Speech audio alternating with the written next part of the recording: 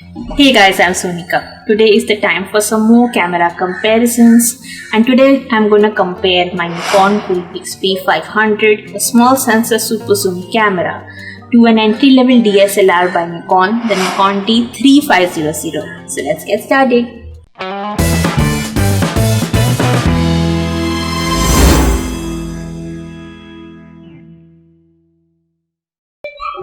Please subscribe to my channel and turn on the bell icon to get notified whenever I am on YouTube.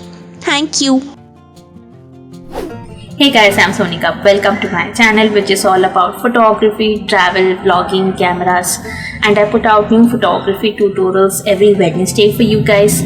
So if you want new photography tips and tricks from me every Wednesday, please subscribe to my channel and turn on the bell icon.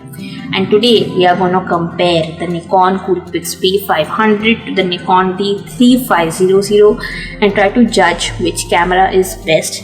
So we're going to score both these cameras based on their specs like battery life, video resolution, shooting speed, etc. and see which camera is better where. So the one with the best score will obviously win. So let's get started.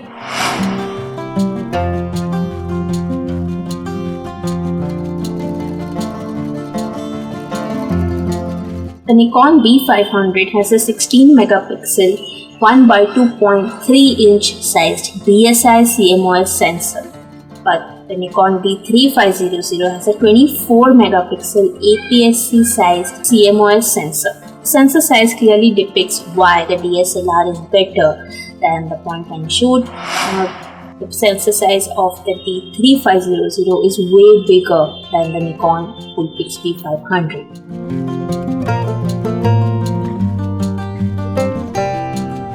Price: the Nikon D500 will cost you around 17,130 rupees, and the Nikon D3500, if you buy it with a single lens of 1855mm, will cost you around 32,250 rupees, and if you buy it with two lenses, 1855 and 7300, will cost you around 38,999 rupees.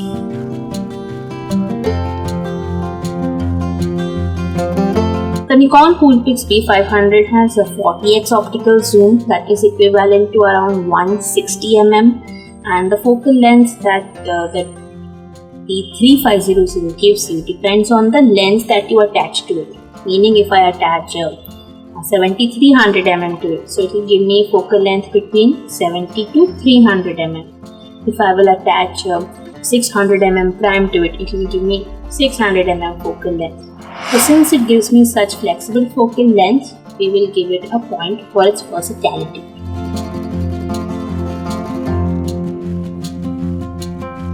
The B500 allows you to click images in JPEG only, but the D3500 allows you to click in RAW plus JPEG. So it gives me more flexibility while developing and post-processing my images.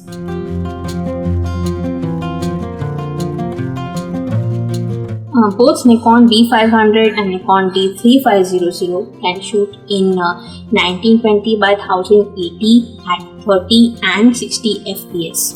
So we'll give 1 point to both.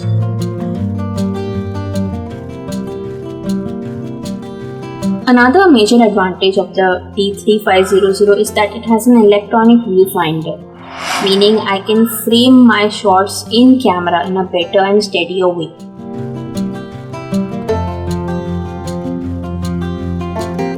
The Nikon Coolpix P500 can give me 7 full resolution images at a shooting speed of 7.4 frames per second, and the shooting speed of the D3500 is 5 frames per second.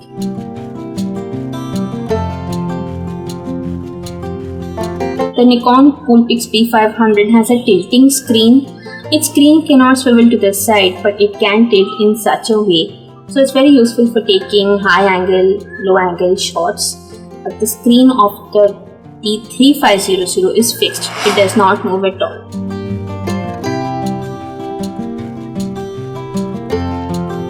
The Nikon B500 is clearly smaller of the two cameras.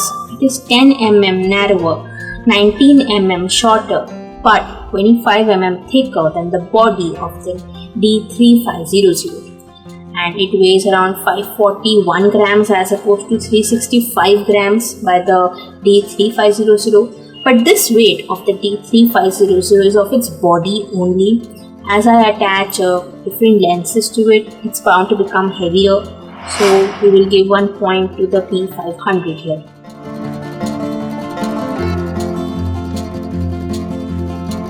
With a single charge, the P500 can give me 600 shots and the D3500 can give me 1550 shots. So that's 950 more shots by the D3500.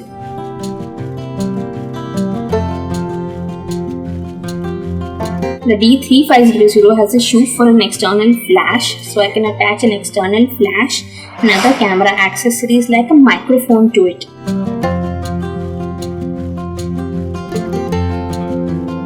The maximum ISO of the P500 is 6400 and the same of the D3500 is 25600.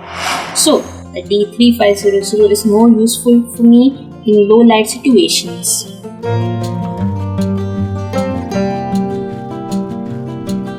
The main advantage of the D3500 over the P500 is that it has a manual mode. I can also use the semi-automatic modes of the camera like aperture priority, shutter priority, meaning I can control the aperture, ISO and shutter speed of the camera.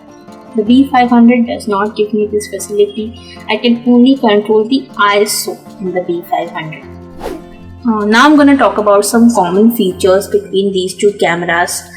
Since they are common, we won't score them. But in case you want to buy any of these cameras, I think you need to know these features. Both cameras have somewhat similar inbuilt flash, face detection focus, manual exposure, Wi-Fi and Bluetooth connectivity, and LCD screen resolution of 921K dots. Both cameras don't have a headphone microphone jacket, plus no GPS, no touchscreen capabilities, and no auto exposure bracketing facility.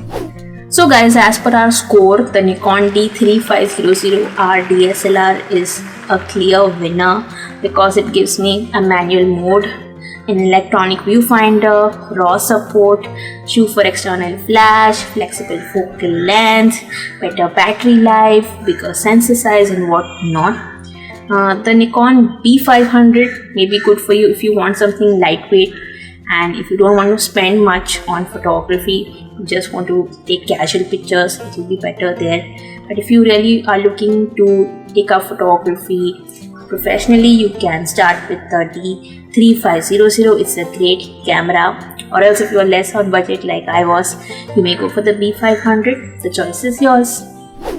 So guys, this was a detailed comparison between the Nikon Coolpix P500 and Nikon D3500, and I hope my video will help you in your purchase decision in case you are stuck between these two cameras and are confused. And if you want me to compare any two cameras, please leave those suggestions down below in the comments guys, and I'll try to make as many videos as I can. And if my video helped clear your doubts regarding these cameras, please give me a big thumbs up. Share this video with your friends and don't forget to hit the subscribe button. Also turn on the bell icon to be notified whenever I post new videos. Here is my previous camera comparison and here is a playlist that plays all my camera comparisons. Please go check these videos out guys. Thank you so much for watching. Stay tuned for more such videos every Wednesday on my channel. Bye.